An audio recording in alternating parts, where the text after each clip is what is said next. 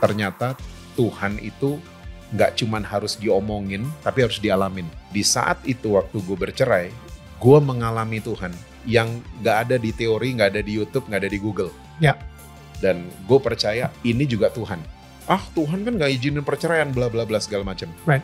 Tuhan memang gak suka perceraian, tapi Tuhan sayang sama orang yang bercerai. Gue akhirnya makin percaya bahwa saya disayang Tuhan. Saya gak perlu kasih lihat saya sayang sama Tuhan. Ya. Kasih lihat saya disayang sama Tuhan beda. Karena Tuhan ampuni saya mau ampuni orang yang nyakitin saya. Wow. Saya mau ngerti juga orang yang susah dimengerti. Saya mau terima orang-orang yang gak diterima sama siapa-siapa. Who am I untuk hakimin orang? Kita semua orang berdosa kan? Bedanya cuma satu ketahuan, satu enggak. Hai, ini gua Daniel, tetangga kamu. Di sini gua akan ngobrol dengan tetangga gua tentang perjalanan hidup mereka dari kacamata spiritual di saat mereka mengalami situasi tidak pasti dan kekhawatiran, sampai bisa kembali bangkit menjadi orang yang lebih kuat dari sebelumnya. It's gonna be very exclusive and inspiring. Welcome back guys di Daniel Tetangga Kamu. Dan kalau misalnya kalian punya kegelisahan atau kalian ingin bertanya, please tanya aja ke kita. Tapi jangan lupa kalian harus menggunakan hashtag Tanya Tetangga Daniel dan tulis di kolom komentar. Nah, satu lagi buat para tetangga gue di sini ingin memberikan supportnya. Selain bisa membeli merch kita, ini official merchandise kita yang kita lagi pakai sekarang ini. Kalian juga bisa nge-support kita dengan super thanks yang ada di bawah sini. Tinggal klik aja. Alright, so thank you guys. Kita balik lagi ke Pastor Jesse. Dan sampai akhirnya lo berani khotbah, itu ceritanya gimana? Singkat cerita gue pindah ke Jakarta. Gue itu dulu rada gagap. Makanya senengnya cuma berantem. I cannot talk to people karena gue akan agak begitu gue. Jadi gue agak malu dengan gagap gue. Sampai di Jakarta for 3 months gue hampir 2 hari sekali dapat mimpi yang sama. Gue lagi bicara di depan banyak orang tapi pindah-pindah tempatnya. Wow. Dan gue mulai nantangin Tuhan. Okay. Gue bilang Tuhan, you know kan saya gagap, gak mungkin lah kasih mimpi yang lain lah. Gitu. Maksudnya mimpinya itu terus gitu. Kasihlah mimpi yang lain. Gak sampai seminggu tantangan gue dijawab. Jadi ada seorang gembala, he passed away already. Dia gembala di kota Solo, ketemu sama tante gue di kota Batu, Batu Malang. Yep. Tante gue bilang, Pak undang keponakan saya, kesaksiannya bagus. Nah ternyata Pak gembala ini pendengarannya terganggu karena dia udah tua. Dia telepon ke rumah, dia bilang, Jesse kapan bisa khotbah? Gue ngomong gue gak bisa khotbah, dia gak mudeng. Dia gak ngerti karena pendengarannya terganggu. Singkat cerita gue berangkat ke Solo, gue latihan khotbah depan kaca, 7 menit udah selesai, itu pun gagap. 7 menit. Gue latihan lagi 5 menit selesai. Makin decreasing. Dan keesokan harinya waktu showtime, gue inget banget nyokap kalau gak salah, telepon waktu itu, gue bilang, Mom, I cannot do it. Jess, ini bukan show-nya kamu, ini show-nya Tuhan. Wow. Waktu nyokap ngomong gitu, gue kayak punya keberanian untuk datang akhirnya ke gereja itu.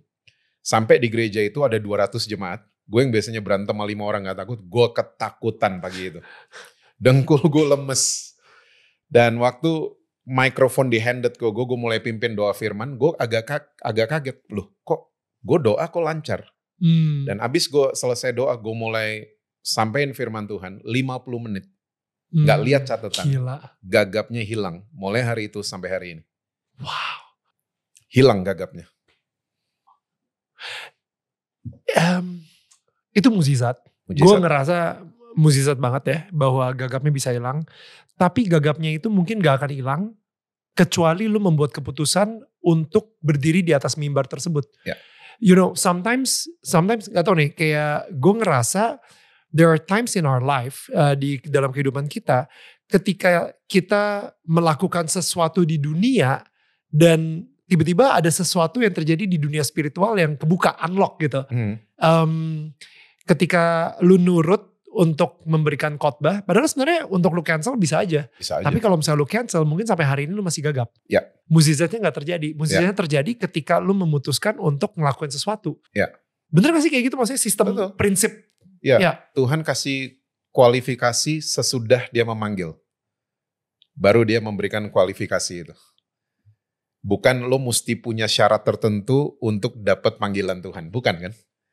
Jadi gue waktu itu step of faith banget, gitu, untuk benar-benar berdiri di mimbar itu di kota Solo, ya itu di kota Solo, by the way, itu step of faith banget. Karena gue percaya banget my limit. Gue tahu banget limit gue, gak bisa ngomong sama orang, apalagi suruh ngomong sama 200 orang yang one way communication gitu. I cannot do it. But itu kalimat itu memang bikin gue kuat ya. Jess, ini show-nya Tuhan, not your show. Itu I called my mom and she said that. Tapi gue penasaran ya, kalau lu kan kayaknya jelas banget ya, Tuhan Yesus datang duduk di samping lu, abis itu lu dapat mimpi, jelas banget gitu. Kadang-kadang gimana sih cara Tuhan berkomunikasi dengan seseorang gitu, kalau misalnya tanpa mimpi atau tanpa hai dulu? Tuhan sih komunikasi bisa lewat apa aja ya, medianya bisa apa aja, dia Tuhan kok. Dia mau datengin kayak waktu itu ya terserah dia juga. Dia bisa ngomong lewat batu sekalipun. Dia bisa ngomong lewat siapa? Lewat teman baik, lewat komunitas kita. Dia bisa ngomong lewat siapa aja. Gitu. All we need to do adalah listen. That's good. Ya, kita mah handphone aja bisa hafal kok. Ringtone-nya kita bisa hafal. Suara Tuhan kalau kita biasain juga kita akan hafal. Oh ini good. Dia ini.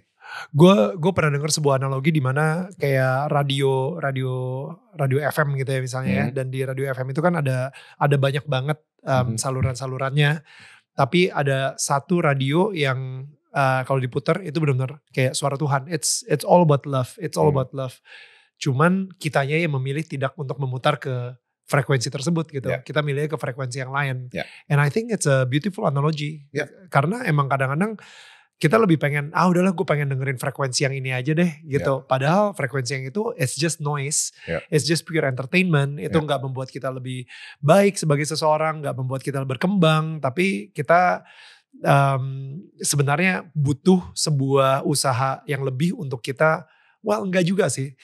Kayak untuk muterin ke si frequency of love itu. Karena si frequency of love itu kayak 24 jam akan terus membicarakan soal cinta dan itu frekuensinya Tuhan gitu.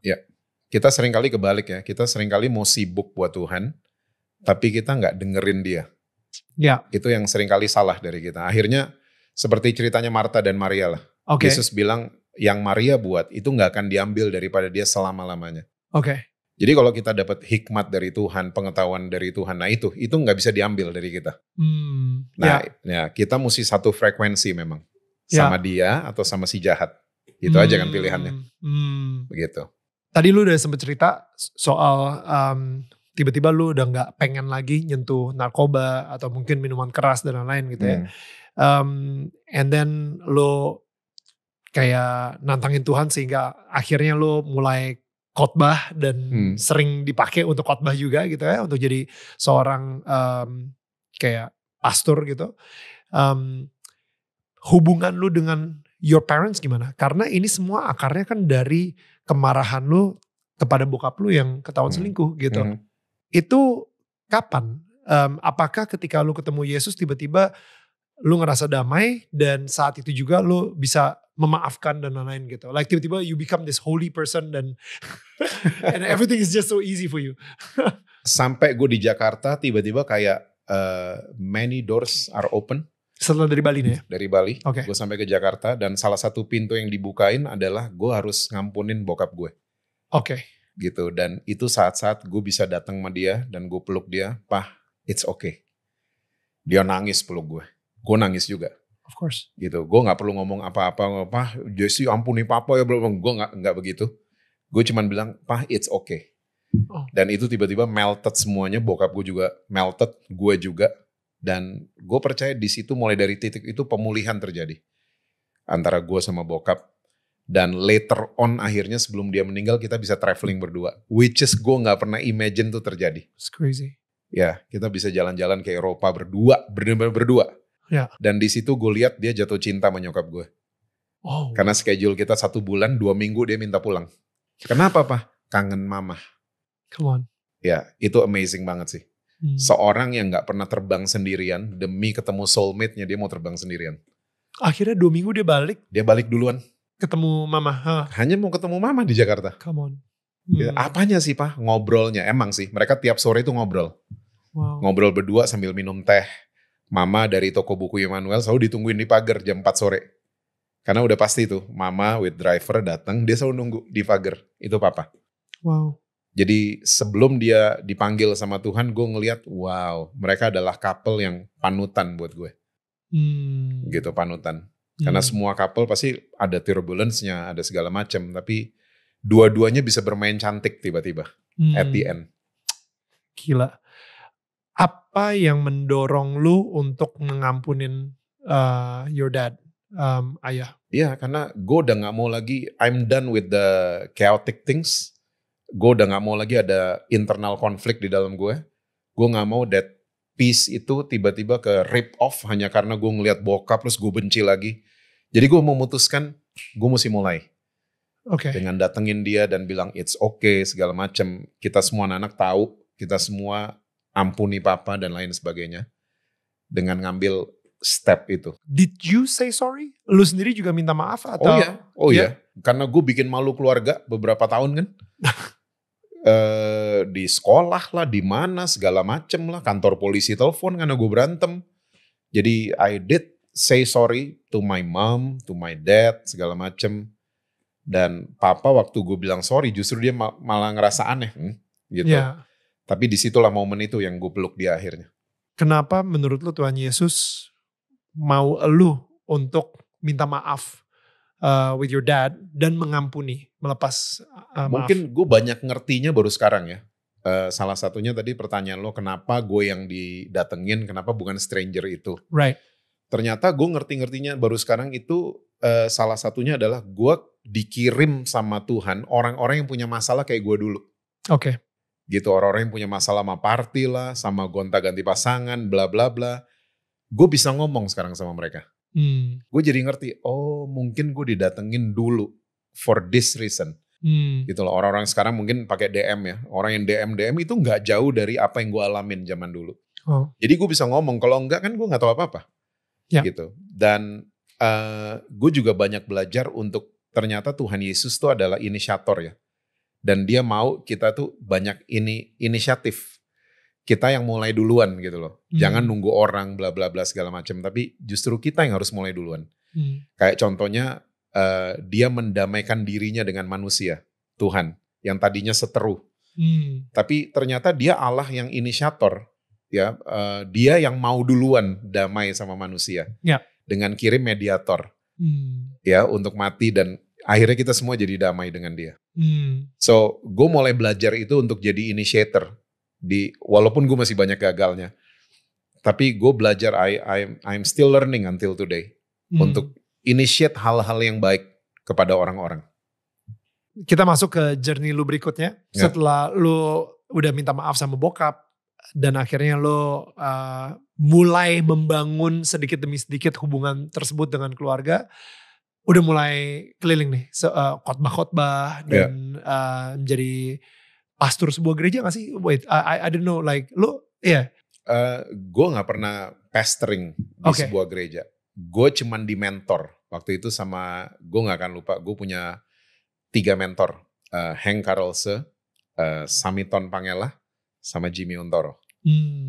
Sama Pastor Jimmy. Right. So, Pastor Jimmy yang encourage me untuk berani dan makin berani setiap hari. Wow. Salah satunya bentuk encouragement-nya Pastor Jimmy adalah gue disuruh khotbah di stadion. Gue masih anak baru, come on. Bisa dia gitu. Tapi dia pilih gue, enggak, lu yang khotbah. He's amazing. Yeah. Wow, gue sampai gimana ini? Gue sampai pergi ke Bogor untuk nenangin diri. Sampai begitu. Wow. Gitu loh. Dan itu di GBK, benar-benar di GBK. Berapa puluh ribu orang? 80.000 orang acara Youth Explosion. Come on. Ya. Ya orang-orang ini yang buat gue, mereka berjasa banget dalam kehidupan gue. Jadi gue waktu itu dimentor sama Pastor Jimmy di IFJF. Jadi gue gak pernah pastoring sebuah gereja, itu gak pernah. Gitu. So then gue kenal sama salah satu anak lu, Pangeran, yang tadi gue bilang kayak Pangeran ini juga mempunyai dia juga di dunia keartisan juga, dan kita satu manajemen juga di dunia entertainment. Boleh ceritain nggak awal-awal lo membangun sebuah keluarga itu pas posisinya lagi di mana, elunya lagi di mana, dan itu sebenarnya terjadinya udah di Bali ya. Waktu gue masih di Bali, gue ketemu sama mamanya Angel and Pangeran, Right. Baby. Dan I think we fell in love. Dan kita memutuskan akhirnya untuk menikah di Jakarta, tapi karena gue waktu itu lagi proses pindah ke Jakarta. We got married ya, dan akhirnya Angel lahir tahun 98, Pangeran 2001. Gue pikir karena gue sedang membangun sesuatu, akhirnya gue sibuk. Oke. Gue sibuk. Membangun apa? Membangun ministry. Gereja? Enggak, ministry. Ministry artinya apa ya? Bedanya sama gereja gue gitu? Gue khotbah di mana-mana, gue kasih makan orang-orang yang gak mampu. Itu yang gue bangun dari dulu. Right. Gue mulai join sama teman-teman untuk traveling Indonesia. Ternyata ya itu gue dibukain juga soal fathering. Karena ternyata luka gue dari fatherless yang gue alami. Right. Jadi ternyata gue ketemu teman-teman yang satu frekuensi, yang kita bisa traveling all over Indonesia hanya untuk bagian this message tentang fatherless issue, tentang death issue. Right. Dan ya tanpa gue sadari ternyata gue sibuk.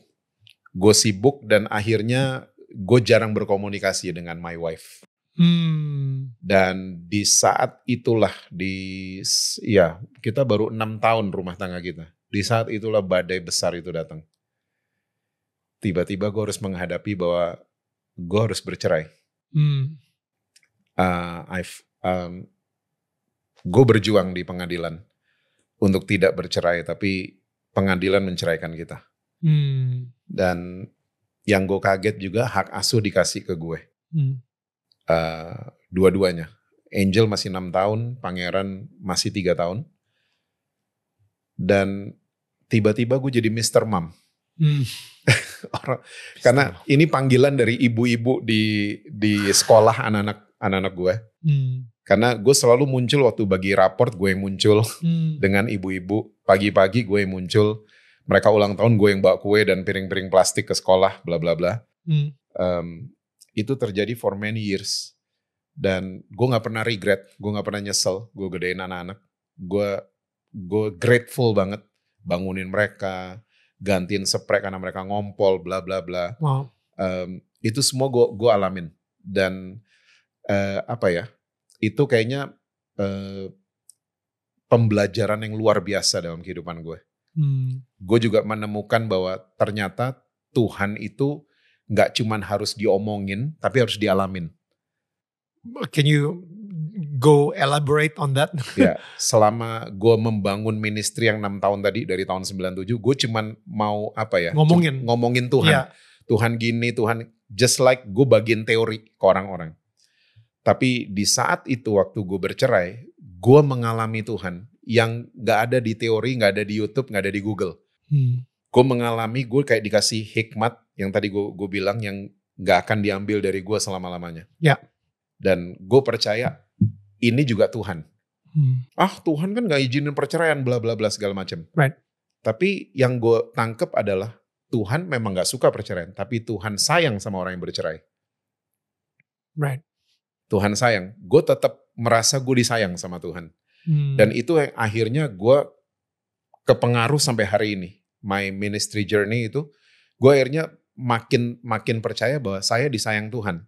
Saya gak perlu kasih lihat saya sayang sama Tuhan ke orang-orang. So kalau saya kasih lihat saya sayang sama Tuhan, saya Instagram saya lagi angkat tangan, lagi doa, lagi baca Alkitab. Saya cuma mau kasih lihat saya sayang sama Tuhan. Seperti itu. Yeah. Tapi kalau kita kasih lihat saya disayang sama Tuhan, beda. Karena Tuhan ampuni saya mau ampuni orang yang nyakitin saya. Wow. Waktu saya dingertiin sama Tuhan, saya mau ngerti juga orang yang susah dimengerti. Waktu saya diterima sama Tuhan, saya mau terima orang-orang yang gak diterima sama siapa-siapa. Itu yang akhirnya jadi pembelajaran banget waktu gue bercerai. Itu pembelajaran yang gue pegang sampai hari ini.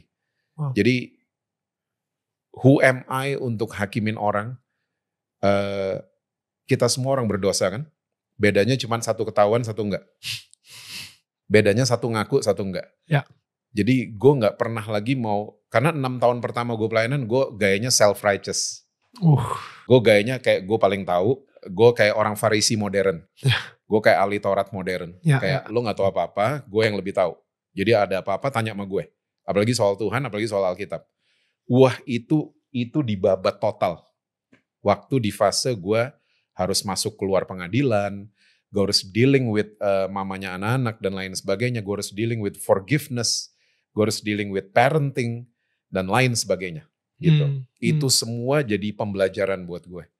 Sampai akhirnya gue lihat orang sejahat apapun hari ini, mau menghakimi itu susah gue. Wow. Udah susah gitu loh. Maksudnya who am I untuk hakimin mereka? Who am I? I just saved by His grace gitu loh. Cuman karena kasih karunia gue diselamatkan, gue masih hidup sampai sekarang, itu kasih karunia. Ya, kita hidup sebenarnya di bawah cakrawala kasih karunia. Banyak polusi aja. Banyak polusi, banyak orang-orang ya. Jadi kita nggak bisa lihat tuh langit biru itu, seringkali kita nggak bisa lihat. Kita sekarang merubah posisi berkat jadi diakibat. Dengan nakut-nakutin anak-anak misalnya. Ke gereja nanti diberkati. Right. Kita iming-imingin orang untuk seperti itu. Jadi sebuah akibat. Ya, jadi akhirnya banyak orang datengin Tuhan berumah ibadah, motivasinya jelek. Gaya hidup orang Kristen Tuhan dibawa kemana-mana kan. Bukan Tuhan didatengin di tempat tertentu. Jadi banyak orang Kristen gak tahan uji karena agamawi. Senin Selasa doang kuatnya karena Minggu baru dikotbain. Rabu terganggu, Kemis kepleset, Jumat parah, Sabtu nyesel. And then Minggu ke gereja. Kalau gue akan nonton tuh pornografi mungkin. Kalau gue nih, gue akan selingkuh mungkin.